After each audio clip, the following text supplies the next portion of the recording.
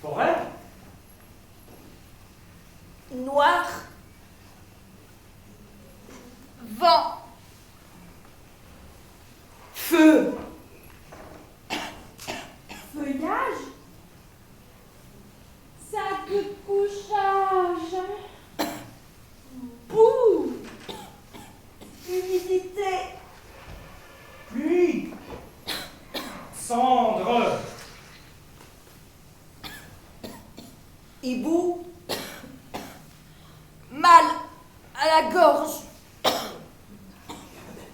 Soif? Oui, science. Froid. Mal à la tête. Chanson? Ruisseau? Tout. Odeur. Viande? Frisson. Fatigue. Transpiration froide. Charbon. Juron? Merde! Goût amer. Peur. Ventre vide? Nausée. Ordure. Bière. Bouche sèche. Tabac? Pisse?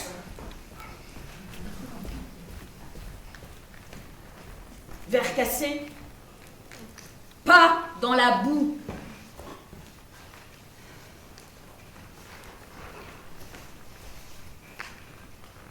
Fumée? Musique. Chut. Lumière. Phare.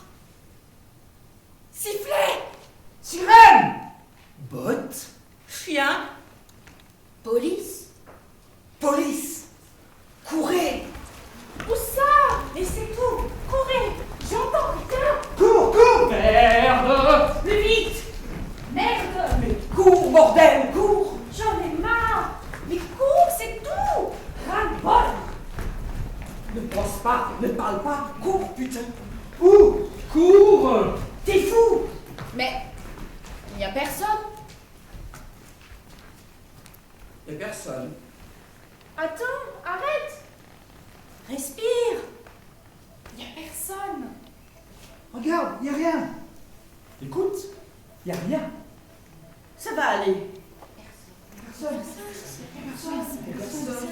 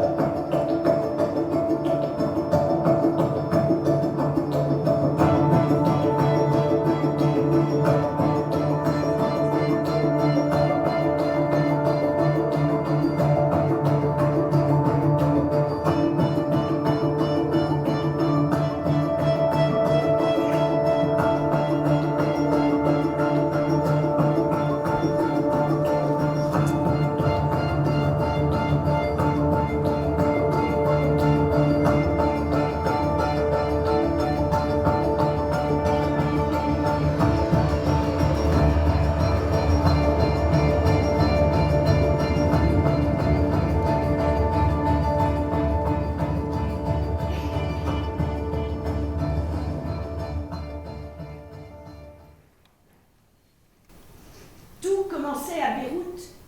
Une fois son voyage payé, il a fallu attendre que le bateau soit prêt. Et puis un soir, enfin, elle fut amenée jusqu'au bateau. L'équipage était constitué d'une dizaine d'hommes, silencieux et pressés. Ce sont eux qui donnèrent le signal de l'embarquement. Les centaines d'ombres confluèrent alors vers la petite passerelle et le bateau s'ouvrit. Elle fut l'une des premières à embarquer. Elle s'installa sur le pont, contre la rambarde, et observa le lent chargement de ceux qui la suivaient. Ils ne tardèrent pas à être serrés les uns contre les autres. Le bateau ne semblait plus aussi vaste que lorsqu'elle était sur le quai. C'était maintenant un pont étroit, piétiné par des centaines d'hommes et de femmes. Elle tenta de garder un peu de place pour son bébé, mais les corps autour d'elle la pressaient sans cesse davantage. Cette incommodité ne la fit pas flancher. Ils levèrent l'ancre au milieu de la nuit. La mer était calme. Les hommes, en sentant la carcasse du navire s'ébranler, reprirent courage. Ils partaient enfin. Le compte à rebours était enclenché. Dans quelques heures, 24 ou 48 au pire, ils fouleraient le sol d'Europe. La vie allait enfin commencer. On rigolait à bord. Certains chantèrent les chants de leur pays. Elle ne se souvenait plus avec précision de cette première nuit sur le bateau, ni de la journée qui suivit. Il faisait chaud. Ils étaient trop serrés. Elle avait faim. Son bébé pleurait. Mais il y eut ces cris poussés à l'aube du deuxième jour. Les cris avaient été poussés par 2 jeunes Somalis. Ils s'étaient réveillés avant les autres et donnèrent l'alarme. L'équipage avait disparu. Ils avaient profité de la nuit pour abandonner le navire à l'aide de l'unique canot de sauvetage. Les visages d'un coup se fermèrent. On savait tous que si l'errance se prolongeait, la mort serait monstrueuse.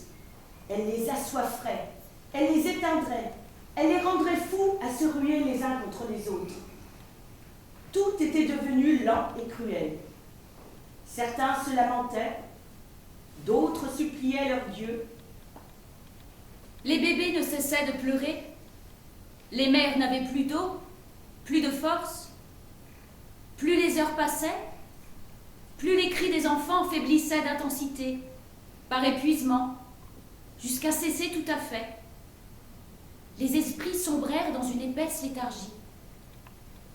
Le premier mort fut un jeune Irakien d'une vingtaine d'années. D'abord, personne ne sut que faire. Puis les hommes décidèrent qu'il fallait jeter les morts à la mer. D'abord, pour faire de la place, et surtout pour éviter tout risque d'épidémie. Bientôt, les corps plongés à l'eau furent de plus en plus nombreux. Ils passaient par-dessus bord, les uns après les autres, et chacun se demandait s'il ne serait pas le prochain. Elle serrait de plus en plus fortement son enfant dans ses bras, mais il semblait ne plus rien faire d'autre que dormir. Une femme, à côté d'elle, lui tendit une bouteille dans laquelle il restait quelques gouttes d'eau. Elle essaya de faire boire le nourrisson, mais il ne réagit pas. Elle lui mouilla les lèvres, mais les gouttes coulèrent le long de son menton. Elle sentait qu'il partait et qu'il fallait qu'elle se batte, bec et ongle. Elle l'appela, le secoua, lui tapeta les joues. Il finit par râler, distinctement, un petit râle d'enfant. Les heures passèrent toutes identiques, sans bateau à l'horizon, sans retour providentiel de l'équipage, rien. La révolution lente et répétée du soleil les torturait, et la soif les faisait halluciner. Elle était incapable de dire quand il était mort. Elle était restée dans la même position pendant des heures, l'appelant par son nom, lui chantant des comptines, lui jurant qu'il s'en sortirait. Puis les hommes autour d'elle lui avaient tapé sur l'épaule. Oh, elle avait vu dans leur regard ce qu'ils pensaient, Elle avait hurlé de la laisser tranquille, de ne pas l'approcher, et qu'elle allait le réveiller. Et puis, 2 hommes étaient venus et l'avaient forcé. Il l'avait obligée à desserrer son emprise. Elle se défendit. Elle cracha et mordit. Mais ils étaient plus forts qu'elle. Ils réussirent à lui prendre l'enfant et sans un mot, le jetèrent par-dessus bord.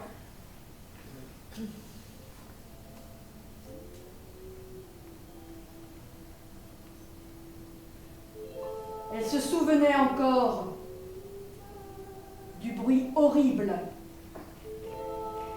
de ce corps aimé, embrassé, touchant l'eau.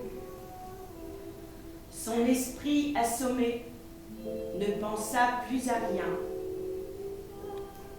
La fatigue l'envahit. À partir de cet instant, elle renonça. Elle se laissa glisser dans un coin, s'agrippa à la rambarde et ne bougea plus.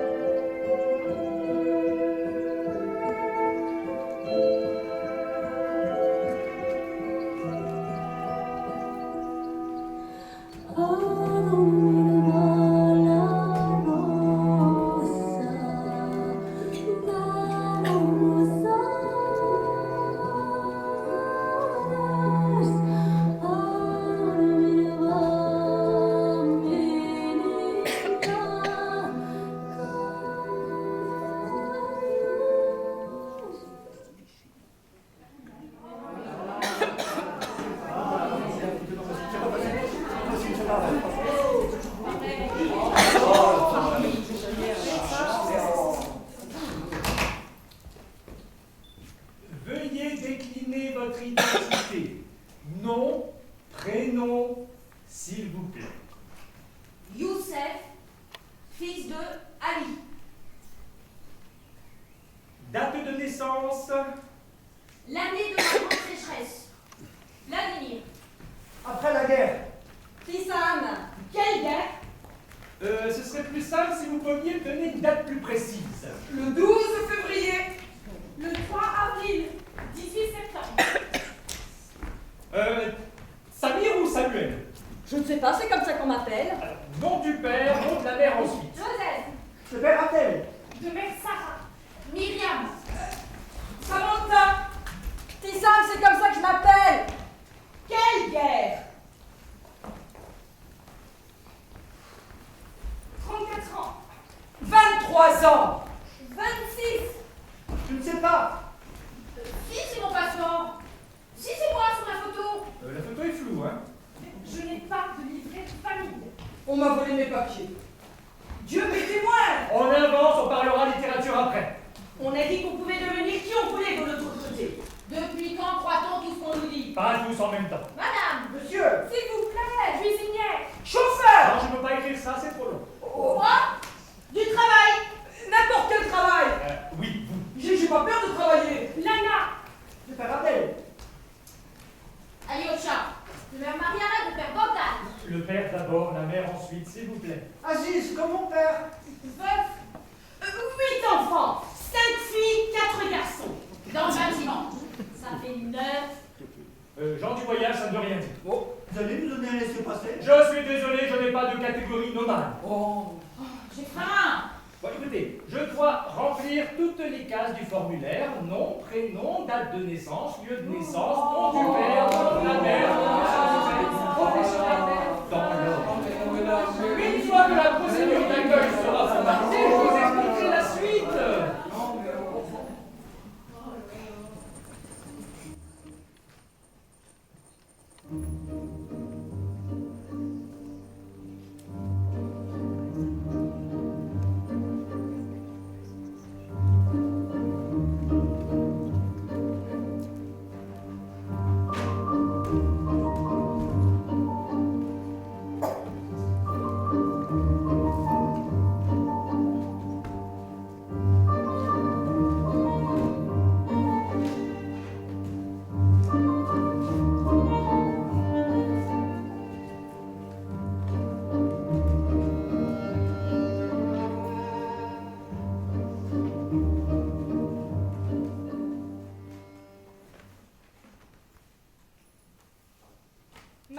en Syrie était merveilleuse. J'avais tout ce dont j'avais besoin. Une voiture, un bel appartement, de bonnes écoles pour mes enfants. J'étais heureuse. Je travaillais dans plusieurs domaines, mais ce que j'aimais faire le plus, c'était du sport. Je donnais des cours de gymnastique. Puis tout s'est terminé. Pourquoi? Avec les bombes, l'insécurité, tout s'est écroulé. Nous habitions dans une banlieue de Damas, à 10 km de la ville. J'avais toujours amené mes enfants, de 4 et 7 ans, à l'école en voiture. Mais tout à coup, j'ai dû arrêter. Les déplacements étaient toujours dangereux. On risquait notre vie tous les jours. Puis surtout, on n'avait plus de perspective. C'est pour cela qu'on a décidé de partir. On est passé au Liban en voiture, on a acheté de faux visas pour l'Égypte et on a pris l'avion, tous les 4.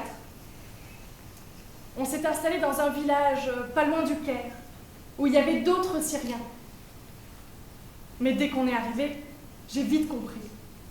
L'Égypte était pire que la Syrie. C'est là que l'idée m'est venue. Il fallait aller plus loin. Il fallait traverser la mer. Je devais le faire, pour mes enfants. J'en ai parlé à mon mari, mais il n'a pas voulu venir.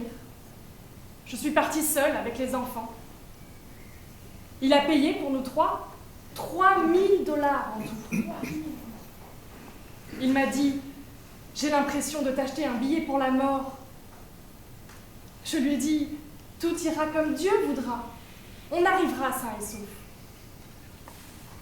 On est parti la nuit, à 4 heures du matin. Je n'ai pas dormi pendant 3 jours. Je tenais mes 2 enfants dans mes bras.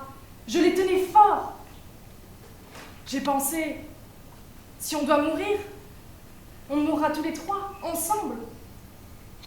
Mon aîné Imar, qui a 7 ans, m'a demandé « Maman, pourquoi tu nous as emmenés mourir ?»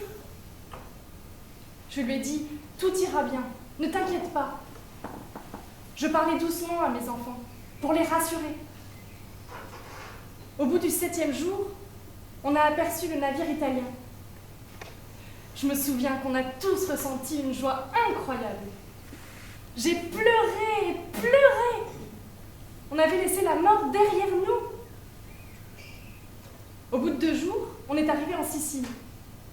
Dès qu'on a débarqué, j'ai appelé mon mari. Il a crié au téléphone « Vous êtes arrivés! Vous êtes saufs !» Je lui ai dit « On est en Europe! Dieu a voulu nous faire arriver !»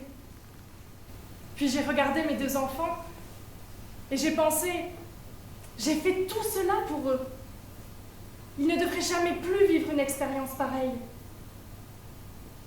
Dieu, je te remercie de nous avoir sauvés. Le pire est derrière nous. La guerre, l'insécurité, la possibilité de mourir en mer. On est en Europe. La vie nous attend. En mai 2012, vivant alors en Guinée, à Conakry, la capitale, je me suis rendue à l'église avec un ami et c'est là que j'ai décidé de devenir chrétien et de me faire baptiser. J'étais alors musulman, comme la majorité des Guinéens, comme ma famille et mon père imam. Quand ma famille a appris ça, j'ai été tabassée et enfermée. À ce moment-là, j'ai dit que j'allais rester musulman. J'ai réussi à m'enfuir avec un ami dans un village pas loin de la capitale. Nous étions hébergés chez son frère, mais je n'étais pas serein. J'étais recherchée. J'ai décidé de partir pour la France. La France? Mais pourquoi la France? Parce que la Guinée est une ancienne colonie, donc je parle français, même si je ne sais pas encore le lire et l'écrire. Un homme a tout organisé pour moi, les papiers, le billet d'avion, le visa. C'était en mars 2013. Je me suis rendue à l'aéroport de Conakry, cachée, avec une casquette pour ne pas qu'on me reconnaisse. Une fois dans l'avion, j'ai été soulagée. Je me suis dit, ça y est, je suis enfin libre. Arrivée à Paris, je ne savais pas où aller. J'ai tenté de parler à des Blacks, on m'a dit « Va à Nantes, il y a plein de Guinéens ». Je connaissais le nom de nom, car je suis supporter du club de foot. Arrivée à Nantes, j'ai d'abord dormi dehors. Puis, je me suis dirigée vers une association qui m'a beaucoup aidée. Je suis bien ici en France. Je me sens bien, je respire bien. Ici, il y a la paix, tout le monde est poli, tout le monde se rend service. Et je peux pratiquer ma religion sans crainte.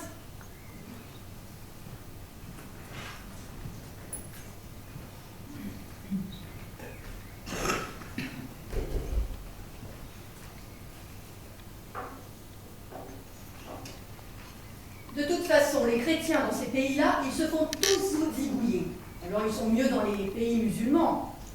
Et la Syrie, elle est en train de retrouver peut-être un semblant de paix. Quand on voit à la télévision, tout n'est pas cassé. Ils sont en train de refaire... on voit que Palmyre n'est pas entièrement démoli. Alep non plus, Damas non plus. C'est un très beau pays, la Syrie. C'est grand. Ils sont mieux plus près, en Turquie. Ils sont mieux dans ces pays-là. Même en Jordanie qu'on les aide là-bas, parce qu'ils sont plus proches de leur éducation là-bas. De leur culture.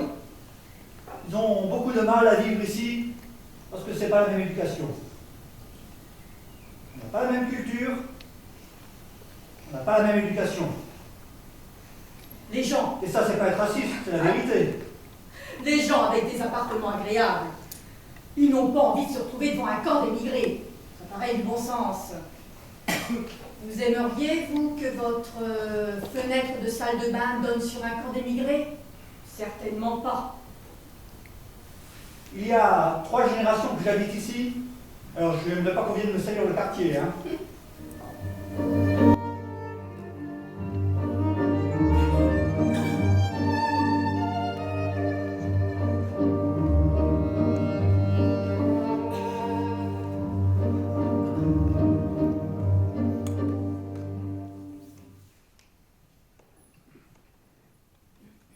Ça va pas être cher. On s'arrange. Mais c'est pas ça. J'en ai marre de courir, de m'enfuir, de passer d'un endroit à un autre. Je reste. Mais ici, t'es dans la merde. S'il te chope, Oh, ça va changer. Il y a les élections. les élections. Tu crois que ça va changer quelque chose pour toi? On s'en fout de toi dans ce pays. On s'en fout de moi partout. Oh, t'es con. Je vais faire appel. T'es con. Ça va prendre des années. Ils peuvent te choper n'importe quand. Tu vas te retrouver au pays et là, ça va être la merde. La merde, elle est partout.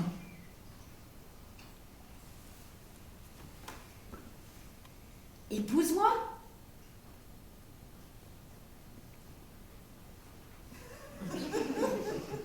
Non, Épouse-moi, c'est la seule solution. non, Tu sais que je ne crois pas au mariage. je dis non. Pourquoi? Je dis non. Tu vas faire quoi alors? Je dis non. C'est con tout ça. Ah, c'est con, mais j'ai dit non. Tu ne peux plus aller plus loin. Putain de merde, j'ai dit non. Tu fonces dans un mur. Je dis non.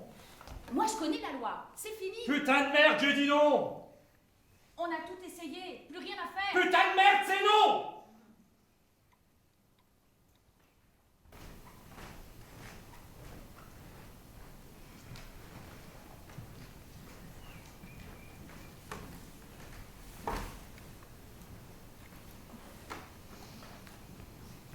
Tous les êtres viennent de Dieu et ils sont égaux. Mais la vie diffère toujours de ce qui devrait être. Ici en Russie, nous ne sommes même pas de seconde zone, comme les Biélorusses, les Ukrainiens ou les Moldaves. Nous, les Ouzbeks, sommes de 3e zone. Une fois, j'ai travaillé chez un riche d'ici. Au déjeuner, on nous a servi le thé dans une tasse neuve.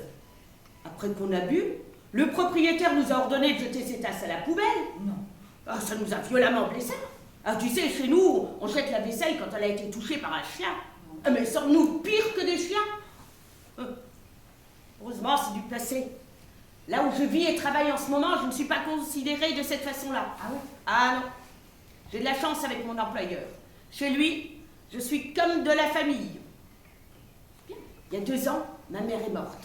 C'est lui-même qui m'a acheté les billets aller-retour, qui m'a donné l'argent pour l'enterrement et qui m'a conduit à l'aéroport. Non. Moi, je ne peux pas trahir cette confiance. J'ai même les clés de sa maison. Je peux y aller quand je veux.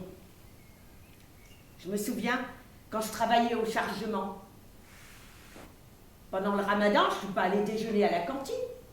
Le 2e jour, le patron m'a fait venir et m'a demandé pourquoi. Il a fallu que je lui raconte tout sur le ramadan. Ah ben, j'ai été agréablement surpris quand à l'heure de l'iftar, à la tombée du jour, le patron m'a de nouveau fait venir à la cantine et que j'y ai trouvé un repas préparé sans porc. Et comme ça jusqu'à la fin du ramadan. Le cuisinier m'a servi personnellement, alors que jusque-là, la cantine ne fonctionnait qu'à l'heure du déjeuner. Mais je m'ennuie cruellement de chez moi, de mon village, des journées ensoleillées, de la famille, des amis, des enfants, des voisins. Ah, mais quand je peux envoyer de l'argent à la maison, ça me rend tellement content.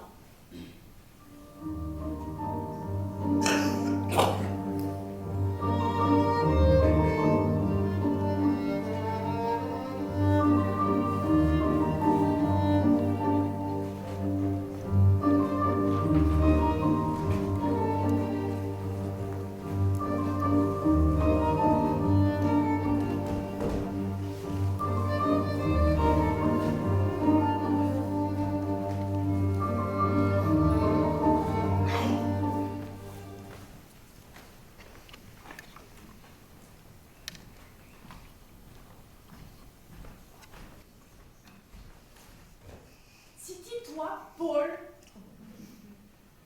Pardon. Toi, c'est-tu Paul? Que voulez-vous? Paul dit l'emploi. Ah, Paul de l'emploi! Oui! Vous êtes ici! Vous y êtes! Et Paul dit l'emploi. Oui, c'est-tu toi? Paul! Oui. Paul, c'est toi, dis? Bonjour, madame.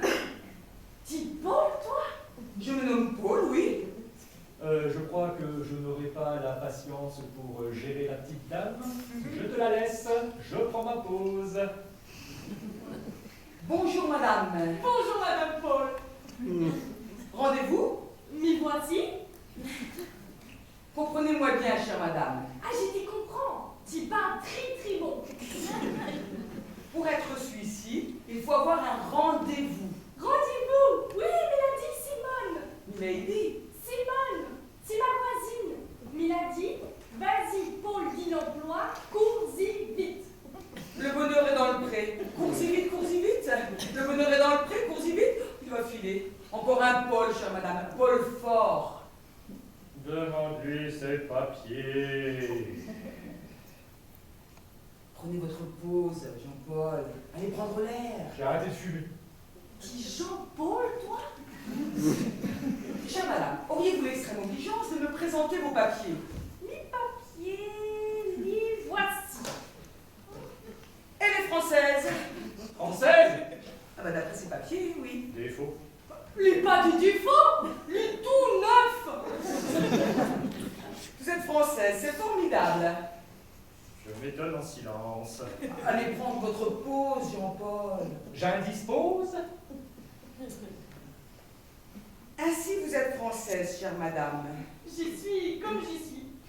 Je suis comme je suis. Je suis faite comme ça. Alors si j'ai envie de rire, oui, je ris aux éclats. Jacques Prévert. Les bonheurs est dans les Préverts. C'est ça, oui. C'est-tu française, toi, Paul? Absolument. Nous sommes un peu français. Et depuis quand tu es française, toi? Oh, 500 ou 600 ans. Mais tu n'es pas si vieux, hein? Et vous, chère madame, vous êtes française depuis longtemps? 10 jours. Elle n'est pas inscrite. Je t'en fiche mon billet, elle n'est pas inscrite. Que faites-vous? Je t'y fiche les billets. Mais pourquoi? Pour qui? Pour qui? Pour lui? Pour les Paul qui me donnent 10 l'emploi. Mais nous sommes en France, chère madame. En France, il n'y a pas de pot de vin. En tout cas, pas pour les petits fonctionnaires. Pas pour les petits pôles d'emploi. Au ministre du Travail. Mais non, rembauchez votre billet, chère madame. Mon collègue plaisante, il est d'humeur badine. N'est-ce pas, Jean-Paul, que vous plaisantez?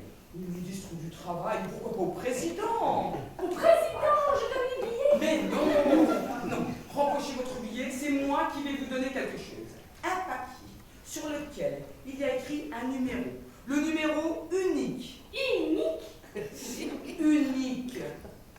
Vous téléphonez à ce numéro. Et là, et seulement là, vous aurez rendez-vous. Compris? Rendez-vous. Oui, mais j'y suis tout de suite. Mais vous serez reçue assise. Mais je suis pas fatiguée. C'est pour le dossier. Faut ouvrir un dossier, c'est important le dossier. Mais j'ai juste qui travaille. Pas le dossier. Le dossier ne se mange pas. Bon, vous téléphonez à ce numéro et vous venez me voir ici en rendez-vous. Numéro unique, puis j'ai bien d'y voir Paul. J'ai compris.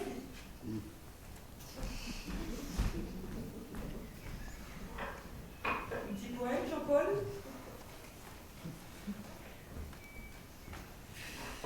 C'est pas la peine d'être sans domicile fixe si c'est pour rester tout le temps assis au même endroit. De toute manière, toutes ces nationalités réunies, soit c'est les JO, soit c'est un centre de rétention. L'immigration choisie, si c'est moi, je ne garde que les Auvergnats. Ouais, moi, je m'enverrai ça, comme ça, j'ai besoin de personne. Nommez-moi la Joconde. Je la foutrai dehors, et les mecs qui dorment dehors, moi je te mettrai au bout. Il y a certains décors de théâtre qui pourraient très bien servir pour les sans-abri.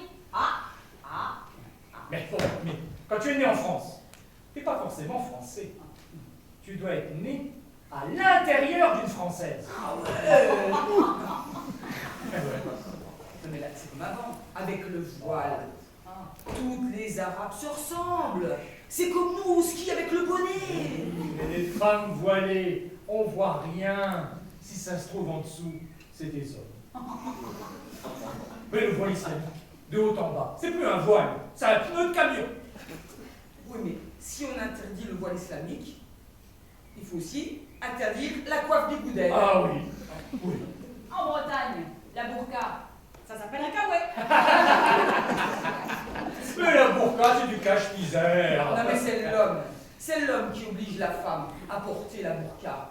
Une lesbienne islamique, ben, elle ne mettrait jamais ça. Moi, s'il y en a une qui vient à l'école avec le voile, mon fils, je lui mets une casquette Ricard.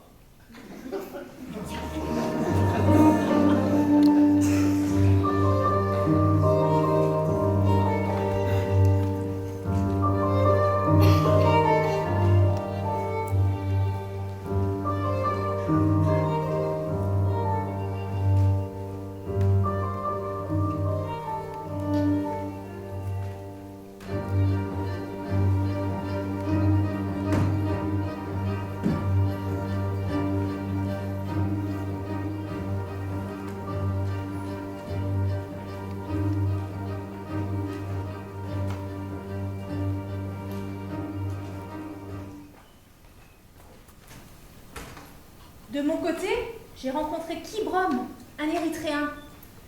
Après le lycée, il a été enrôlé de force dans l'armée, comme la majorité des hommes en Érythrée. Aujourd'hui, le gouvernement, il ne recrute plus seulement des jeunes. Il embrigade ceux de plus de 60 ans, les vieillards, n'importe qui. Et quand on devient soldat, on n'a plus le droit de travailler. Et pour lui, ça signifiait la honte. Alors, il a commencé à travailler comme couturier dans un atelier clandestin qu'il a lui-même aménagé. C'est bien. Il a été découvert et envoyé directement à la prison de Traxi à Asmara. Il y est resté 10 mois. Et peu de temps après, ils ont découvert qu'il était pentecôtiste. Cette religion, elle est interdite en Érythrée. Seuls les musulmans, les chrétiens orthodoxes, les catholiques et les luthériens sont acceptés. Et il est retourné en cellule. Pendant 1 an, il est resté menotté à un barreau. Menotté à un barreau. Il avait encore les marques sur les poignets. Il a été transféré de la prison d'Ajiba Masawa, la plus redoutée du pays. Le transfert d'Asmara s'est fait de nuit. Le camion transportait 47 détenus. Lorsqu'il s'est arrêté pour les faire descendre, il s'est dit que les gardes n'auraient pas le temps d'armer leurs fusils et de tirer. C'était maintenant ou jamais. Alors il a couru, il a bien entendu des tirs, mais il était déjà loin. Il s'est caché sur la côte, dans un trou, jusqu'au matin. Il a réussi à contacter un de ses cousins qui a pu le rapatrier à Asmara. Mais il était un homme mort s'il restait en Érythrée. 5 jours plus tard, il a reçu un coup de téléphone. De qui? Un homme lui donnait par code un lieu de rendez-vous. Ils étaient 5 candidats au départ. 3 jeunes garçons et 2 hommes. Ils sont partis de nuit et à pied en direction de l'Éthiopie. Il ne sait pas ce qui l'a poussé à avoir confiance en ce passeur. Les autres réfugiés qui passaient par le désert du Sinaï ou le Soudan se font généralement vendre par leurs sauveurs. Et à des trafiquants qui emprisonnent, qui torturent et qui demandent des rançons aux familles. Ils ont marché 16 jours. 16 jours. Il fallait éviter toute personne, se méfier de tout le monde. Même les fermiers peuvent être des espions déguisés. Et il a enfin atteint la frontière. Mais en Éthiopie, ils savent qu'ils peuvent abuser d'eux. Et leur salaire ne vaut rien. Et il ne veut pas rester dans ce pays où sa vie n'a pas de sens. S'il le pouvait, il rentrerait en Érythrée. C'est un pays merveilleux avec un peuple fabuleux. Mais la politique n'est pas près de changer. Et il n'a pas confiance en l'espoir.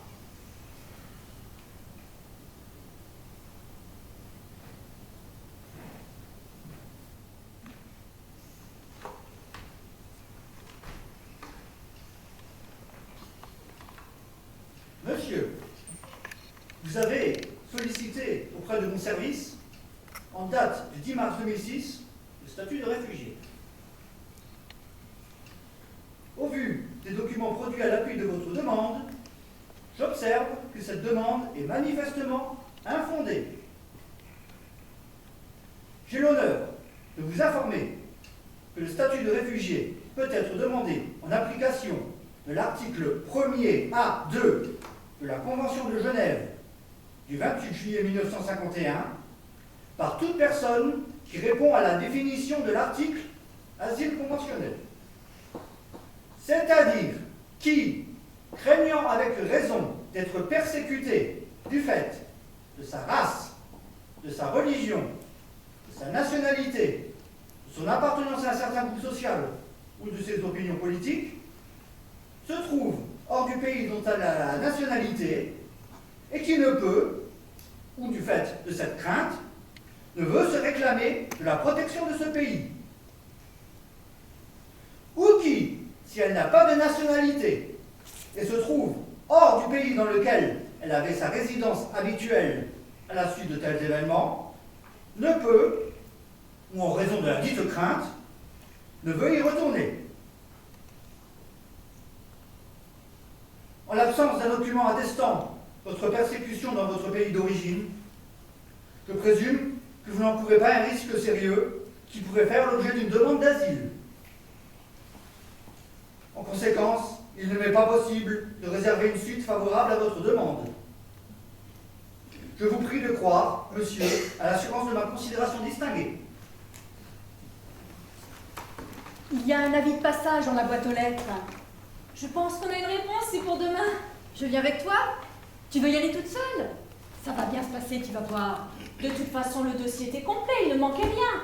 Et même s'il y a un problème, on peut faire un recours. Mais il n'y aura aucun problème, je le sens bien. J'ai une réponse.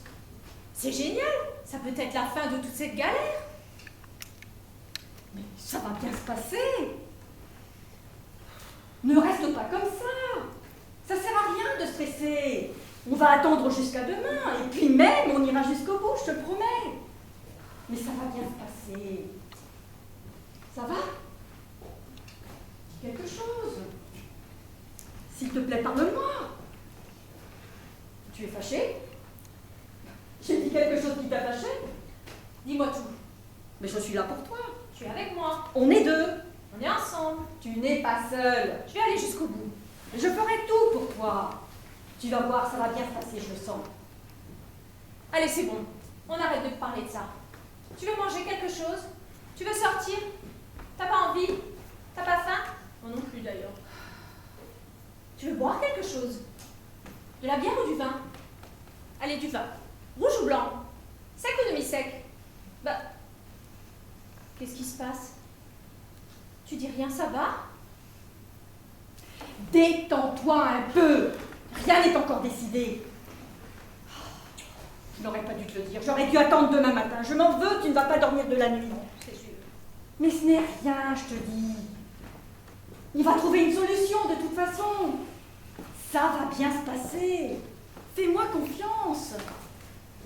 Je connais tout ça. Il faut s'accrocher, c'est tout.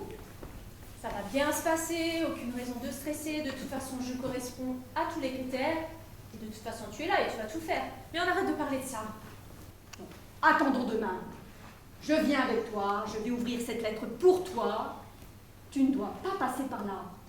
Je vais le faire pour toi. Fais-moi confiance. Je ne me trompe jamais, c'est mon métier. Allez, c'est bon, on parle d'autre chose. Alors, sec ou demi-sec? Ah oui, je suis arrivé à Calais le 1er septembre, où j'ai tout de suite croisé des Érythréens qui m'ont indiqué Kraba. Kraba, c'est un squat proche du centre-ville, où j'ai rencontré Jacob, mon ami soudanais. Dès notre deuxième nuit, nous sommes partis pour la jungle, un campement basé en zone industrielle. Oh, il y a beaucoup de monde à la jungle. Je dirais 500 personnes. Parce que c'est le meilleur endroit. C'est juste à côté de la grande route où passent les camions qui vont en Grande-Bretagne. En permanence, il y a des gens au bord de la route qui espèrent qu'un des camions va ralentir. Certains dorment dans les tentes, pendant que d'autres courent au bord de la route. Nous, on tente par groupe de 4 ou 5. Le mieux, c'est au milieu de la nuit. Bah, la police est moins présente. Bah, je sais que c'est dangereux, mais tu sais pas ce qu'on a vécu jusqu'ici. Pour nous, ça c'est rien. Non, mais on connaît tous quelqu'un qui a réussi. Mais le problème, c'est qu'il y a de plus en plus de personnes qui veulent passer et de moins en moins qui y parviennent. Alors parfois, on change d'endroit. On va au centre-ville, près d'une station essence, à la recherche d'un camion immatriculé Grande-Bretagne. On connaît un mec, il s'est planqué comme ça dans un camion, et le lendemain, il nous appelle, il était en Italie. Le chauffeur lui a dit, mais t'es fou de te planquer comme ça. Bah, il est revenu le lendemain, en 2 fois. Oh, de temps en temps, on retourne à Kraba pour se reposer, laver nos vêtements, recharger nos portables. Parce qu'il n'y a rien de tout ça à la jungle. Non, j'ai pas vraiment de contact avec les gens d'ici. Il y en a qui veulent pas de nous. Comme ce commerçant qui voulait pas me vendre une carte SIM parce qu'il fallait un passeport pour ça. Ou comme ces fascistes qui par 2 fois se sont mis à me courir dans la rue en criant. Ils ne veulent pas de nous, mais parfois ils nous empêchent de passer.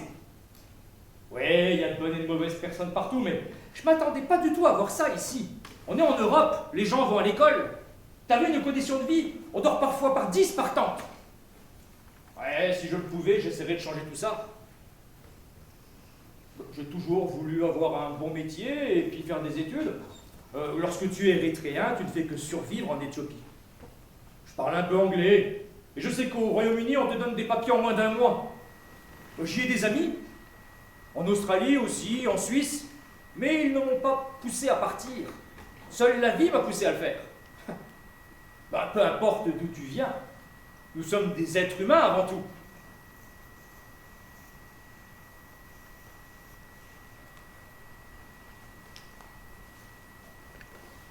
T'as un problème ou quoi? Parle dans ma langue, connard. J'ai demandé. T'as un problème ou quoi? Dans ma langue. On est en France ici. Je te parle en français. Non, tu parles dans ma langue. Tout à l'heure, tu parlais dans quelle langue? Dans ma langue. Ta langue n'existe pas. Ta langue est ma langue ici. Parle-moi une langue civilisée. Putain de merde. Enculé ta race. Bouffe ta merde. J'encule ta race. Ta gueule. J'encule ton peuple. Ta gueule ou je te crève le crâne, putain. Nique ta mère.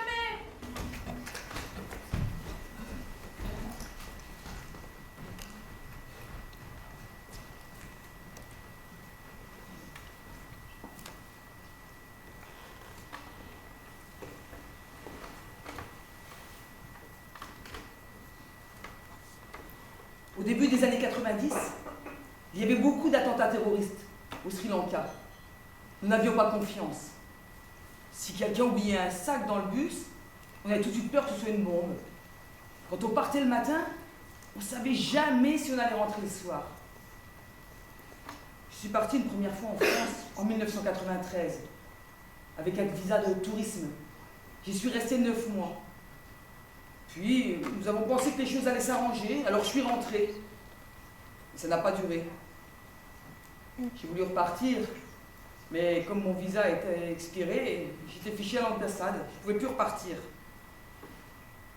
Ça m'a pris 10 ans. 10 ans avant de pouvoir repartir.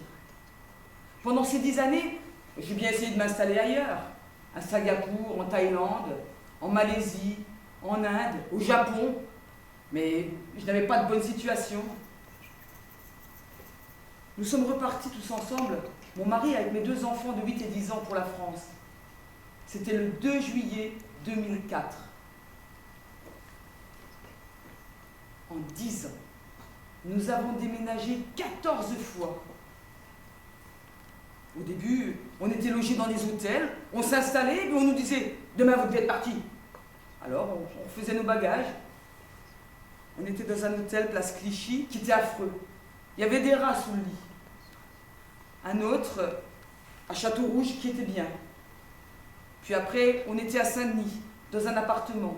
On était à 7, dans 30 mètres carrés. Puis à Saint-Ouen, à Argenteuil, et de nouveau à Clichy. Là, on était 3 familles dans 50 mètres carrés. Aujourd'hui, on vit dans le 18e arrondissement. Dans un appartement qu'on loue 885 € pour 50 mètres carrés. C'est bien la France. On est libre. Si on a un souci, on peut se retourner vers la mairie, l'école, l'hôpital, les assistantes sociales. Pas comme au Sri Lanka. On est soutenu. Les enfants ont des opportunités, ils passent leur bac. Moi, je prends des cours de français.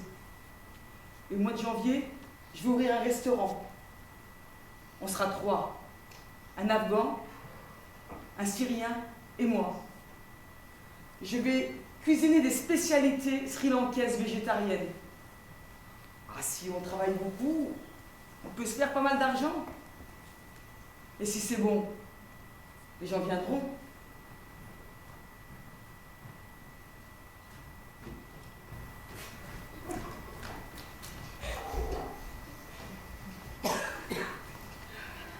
Non mais l'Afrique, ce qui lui manque, c'est les nuages. Sinon, il y a tout. C'est vrai. L'Afrique, ça sert à rien. L'Afrique reste un pays jeune. Parce que les Africains meurent jeunes. Et le Proche-Orient, plus il est loin, mieux c'est. Eh bien l'Europe, ce serait encore plus loin.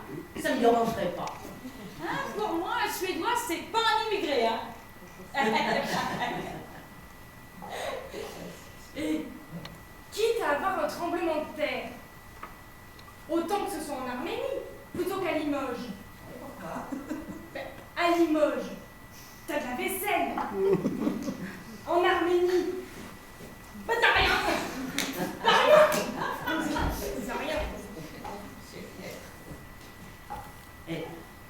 Il y a des étrangers dans ton école? Bah non, dans mon école, il y a que des enfants.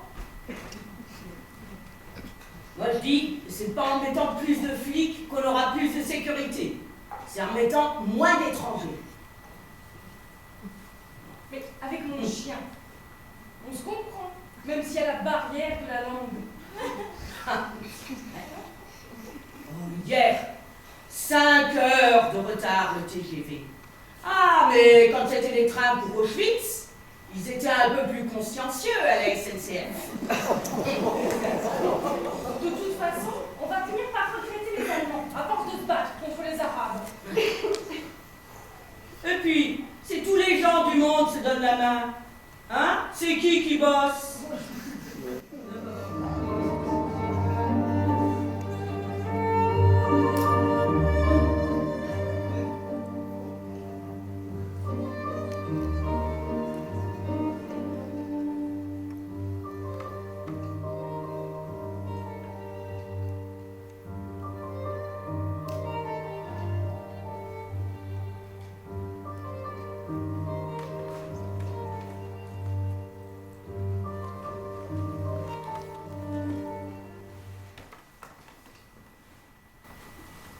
Je suis arrivée de nuit. Un vol de Quito à Zurich via Bogota. Juste avant d'atterrir, je me souviens avoir fixé des petits rectangles verts et marrons qui défilaient par le hublot. Des champs sans doute. J'en avais jamais vu autant. J'avais 21 ans. Je me souviens que c'était un samedi de septembre. Je rejoignais mon copain Diego, parti quelques mois plus tôt rejoindre sa sœur, installée là-bas et mariée avec un Nord-Américain. Je n'avais jamais quitté le Pérou auparavant, ni même rêvé de voyage ou d'étranger. Diego aussi. Je l'ai suivi. Nous n'avions jamais vécu ensemble non plus. Nous avons appris à nous connaître aussi. En Suisse, j'ai appris qu'il aimait bien voir des copains, sortir, faire la fête. J'ai fait avec. Petit à petit, j'ai cumulé les petits contrats. Je travaillais les après-midi, puis toute la journée, puis la semaine, puis les samedis, puis les nuits ou à l'aube. J'ai gardé des vieux, des enfants, repassé des chemises, lavé les escaliers, les sols, des maisons, des entreprises, des bureaux.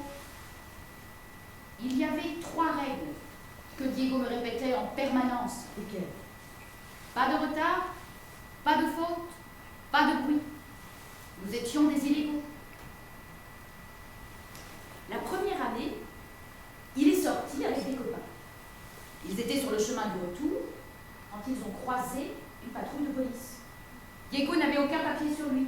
Ils ont embarqué tout le monde. Quand il a appris l'affaire, le propriétaire suisse qui nous louait l'appartement m'a jeté dans la rue avec toutes mes affaires. Depuis ce jour-là, nous avons appris à raser les murs, détourner le regard quand on croisait des regards trop insistants, une patrouille de police. La peur ne nous a plus quittés. Dès qu'on touchait de l'argent pour un travail, on en gardait une petite partie pour vivre et on donnait l'autre à la sœur de Diego qui mettait ça sur un compte. On en envoyait aussi une partie à nos familles pour les aider là-bas. Les Suisses nous payaient bien. Les Péruviens immigrés, mais en situation régulière, beaucoup moins. Ça faisait partie du jeu. Petit à petit, l'éloignement avec ma famille et mon pays sont devenus insupportables. Je disais à Diego, je ne veux plus être illégale. Un jour, j'ai insisté. J'ai cru mourir. Diego a cédé quelques jours plus tard et m'a tendu les billets de retour pour le Pérou. Chaque soir, j'ai refait 100 fois ma valise jusqu'au jour du départ. Nous avons quitté la frontière à pied, puis nous avons rejoint un ami, sa voiture pour Lyon, puis Paris, Madrid, et enfin le retour à Lima. Nous avons débarqué à l'aéroport en plein milieu de la nuit. Nos passeports étaient entièrement vierges. Le douanier hallucinait, aucun tampon. Pendant 8 ans, nous étions restés des invisibles. Je me souviens des retrouvailles avec ma maman, ma tante Juanita. C'était irréel, incroyable. Puis nous avons concrétisé la deuxième partie du projet en investissant la moitié de ce que nous avions épargné. Nous avons d'abord construit un immeuble de 5 étages, puis nous avons revendu les 6 appartements à l'intérieur. Puis un autre immeuble, puis un autre. Aujourd'hui, nous commençons le 6e avec 9 appartements. Mon père, 2 de mes frères, des cousins travaillent avec nous. Je ne regrette rien. Nous sommes restés dignes pendant toute cette période. J'y ai perdu mon innocence, c'est vrai, mais chacun a droit à sa dignité. Et s'il faut traverser un océan pour la gagner, alors forcément, ça vaut le coup.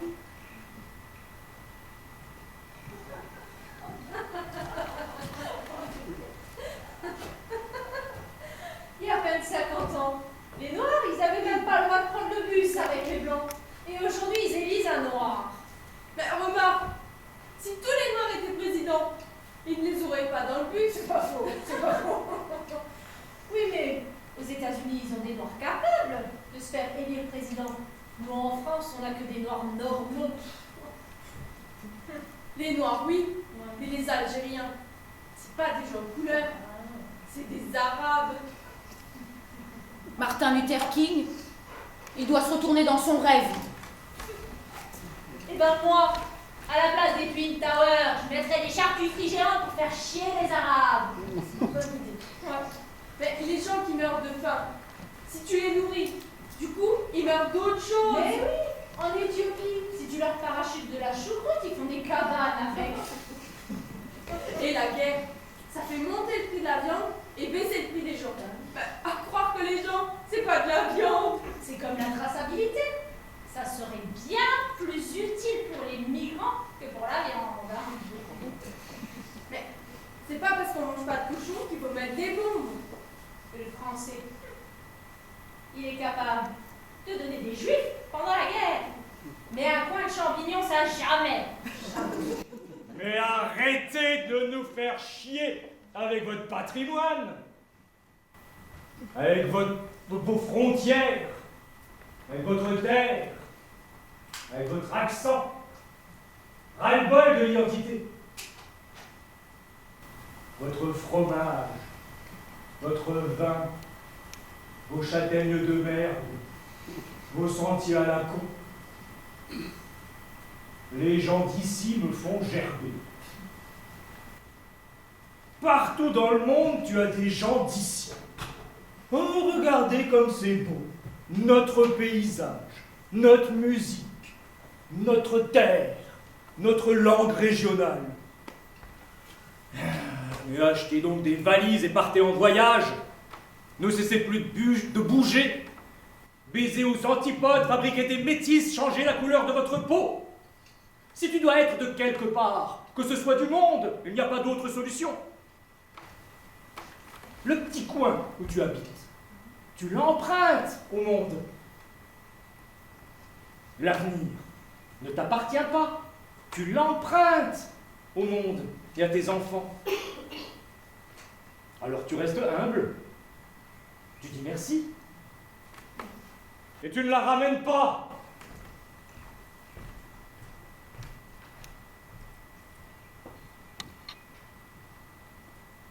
Il y a sûrement des pays qui valent le coup. Il y a sûrement des routes qui mènent un peu partout.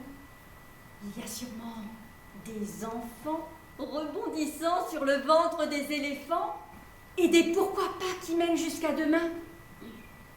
Il y a sûrement des serpents, charmeurs, à qui faire confiance, militants pour l'abolition de la souffrance. Petit à petit, mon appétit grandit de découvrir la vie. Il y a sûrement des pays qui valent le coup. Il y a sûrement des routes qui mènent un peu partout. Il y a sûrement des yeux noirs au blanc d'ivoire qui te racontent mille histoires. Et des pays sans violence qui te mènent partout. Il y a sûrement des pays qui valent le coup. Il y a sûrement des routes qui mènent un peu partout. Des moussons, des versants de douces illusions et des inondations pour noyer les têtes de cons. Il y a sûrement des lumières pour ne pas prendre ombrage devant la lune si fière de montrer ses avantages.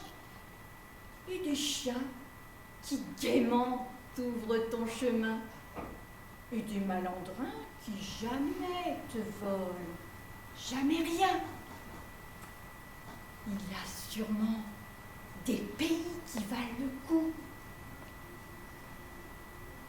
Il y a sûrement